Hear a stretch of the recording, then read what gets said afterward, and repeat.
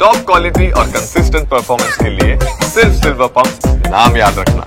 RC team ಗೆದ್ದಿದ್ದಕ್ಕೆ ಎಲ್ಲಾ ಕನ್ನಡಿಗರ ಪರವಾಗಿ ನನ್ನ ವೈಯಕ್ತಿಕವಾಗಿ ಅವರಿಗೆ ಅಭಿನಂದನೆ.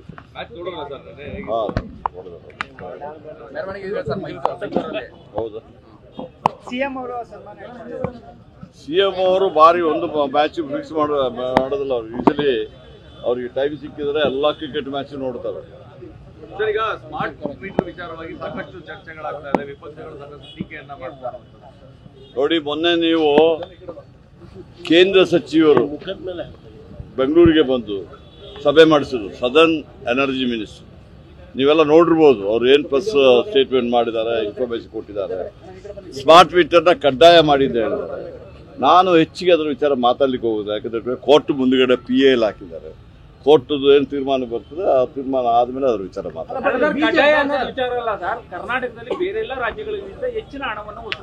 ನೋಡಿ, ನಾನು ಅದು ಯಾರು ಬೇಕಾದ್ರೆ ಏನು ಬೇಕಾದ್ರೆ ಹೇಳ್ಬೋದು. ನಾನು ಅದಕ್ಕೆ ಎಲ್ಲ ನಮ್ಮ ಆಫೀಸರ್ಗಳನ್ನ ಕೂತ್ಬಿಟ್ಟು ಅದು ಯಾವಾಗ ಆಪಾದನೆ ಬಂದಿದೆ ನೆಕ್ಸ್ಟ್ ಡೇನೆ ಪ್ರೆಸ್ ಕಾನ್ಫರೆನ್ಸ್ ಮಾಡಿ ಹೇಳಿದ್ದೀನಿ. ನೀವು ನೋಡಿರ್ಬೋದು. ನಾನು ಹೇಳ್ದನ್ನ ನೀವು ನಂಬಲಿಕ್ಕಾಗದೇ ಇದ್ರೆ ಕೋರ್ಟಿಗೆ ಹೋಗಿದ್ದಾರೆ. ನಾನು ಅವತ್ತೇ ಹೇಳಿದೆ ಚಿಕ್ಕಮಗಳೂರಲ್ಲಿ, ಒಳ್ಳೇದಾಯ್ತು. ಕೋರ್ಟಿಗೆ ಅಟ್ಲೀಸ್ಟ್ ಹೋದ್ರೆ ಅವರ ವಾದನ ಮುಂದೆ ಇಡಲಿ, ನಮ್ಮ ವಾದನ ನಾವು ಮುಂದೆ ಇಡ್ತೀವಿ. ಕೋರ್ಟ್ ಮೇಲೆ ಏನು ತೀರ್ಪು ಕೊಡ್ತಾರೆ ಅದ್ರ ಪ್ರಕಾರ ಎಲ್ಲರೂ ಒಪ್ಕೊಳ್ಳೋಣ. ನೋಡಿ, ಅವರಿಗೆ ಕಿಕ್ಕು ಇಲ್ಲ, ಬ್ಯಾಕು ಇಲ್ಲ. ಇನ್ನು ನಾವೇನು ಮಾಡ್ಲಿಕ್ಕೆ ಅವತ್ತು ಈ ಪ್ರತಿಯೊಂದಕ್ಕೂ ಮಾಡಿದ್ರಲ್ಲ. ಇದು ನಮ್ಮ ಬೆಂಗಳೂರಲ್ಲಿ ಒಂದು ಒಳ್ಳೆ ಬ್ರಿಡ್ಜ್ ಮಾಡಿದ್ವಿ, ಫ್ಲೈಓವರ್ ಮಾಡಲಿಕ್ಕೆ, ಸ್ಟೀಲ್ ಬ್ರಿಡ್ಜ್ ಇಂದ ಬಿಟ್ಟು. ಆಗಲೂ ಕಿಕ್ ಬ್ಯಾಕ್ ಆರೋಪ ಮಾಡಿದ್ರು. ಲಾಸ್ಟಿಗೆ ಬ್ರಿಡ್ಜೇ ಇಲ್ಲ.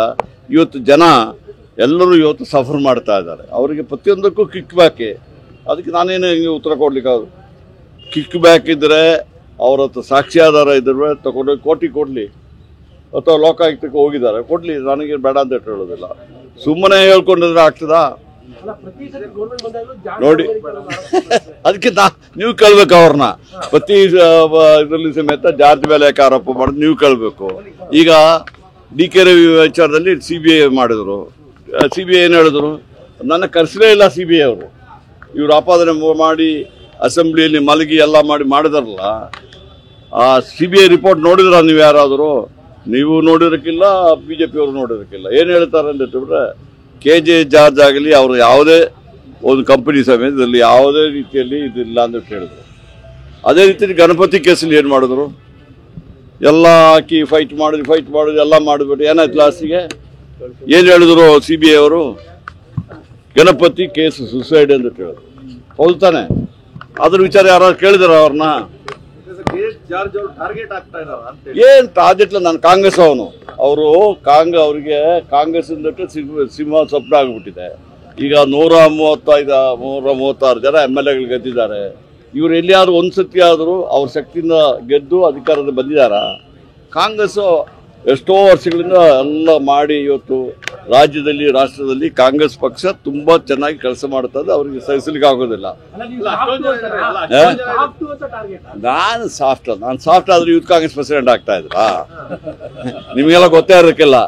ಸ್ಟೇಟ್ ಯೂತ್ ಕಾಂಗ್ರೆಸ್ ಪ್ರೆಸಿಡೆಂಟ್ ಆಗಿ ಕೆಲಸ ಮಾಡಿದ್ದೀನಿ, ಹೋಮ್ ಮಿನಿಸ್ಟರ್ ಆಗಿ ಕೆಲಸ ಮಾಡಿದ್ದೀನಿ, ಇಂಡಸ್ಟ್ರಿ ಮಿನಿಸ್ಟರ್ ಆಗಿ ಮಾಡಿದೆ, HUD ಮಿನಿಸ್ಟರ್ ಆಗಿ. ನೋಡಿ, ನಾವು ಈ ಸಂತೆಯಲ್ಲಿ ನಿಂತುಬಿಟ್ಟು ಬೈದಂಗೆ ನಾವು ಬೈಲಿಕ್ಕೆ ಆಗ್ತದ? ನಾವು ಸ್ವಲ್ಪ ಗಂಭೀರವಾಗಿ ಹೇಳ್ತೀವಿ. ಈಗ ಗಂಭೀರವಾಗಿ ತಾನೇ ಹೇಳಿದ್ದು.